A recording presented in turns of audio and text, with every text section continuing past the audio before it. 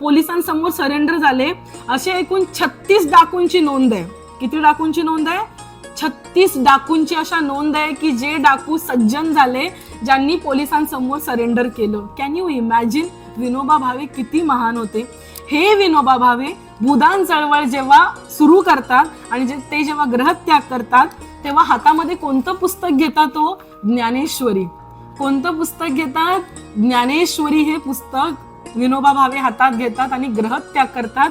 श्रोते हो, आपलं दुःख जर सांगायचं असेल, सुख देवासी मागावे, दुःख देवाला सांगावे. देव इथे देव तिथे, देव आहे चोहीकडे. बिंबा तयात पहावे, सुख देवासी मागावे, दुःख देवाला सांगावे. आपल्या मनातलं जे काही आहे ना, ते आपली ज्ञानेश्वरी उघडावी आणि त्याच्यासमोर घडा बोलावं. आणि अशी दक्षता घ्यावी की त्यावेळेस घरात कोण नाहीये, म्हणजे डोळ्यातून 4 अश्रू आले ना, म्हणजे भगवंताला शब्द फार कमी कळतात भगवंताला, पण डोळ्यातले अश्रू भगवंताला खूप चांगल्या पद्धतीने कळतात. श्रोते हो, सहज ट्रेनने जात असावं, मनामध्ये एखादं दुःख यावं आणि त्या क्षणी कृष्ण परमात्म्याची, माऊलींची आठवण यावी आणि डोळ्यात अश्रू चमकावा.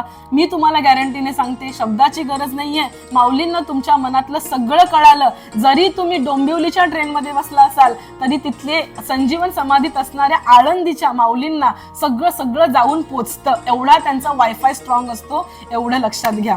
तो अर्जुनाचा विषाद हा योग बनतो. काय योग बनतोय? कारण अर्जुनाच्या अंगी असणारे 3 गुण मी सांगितले.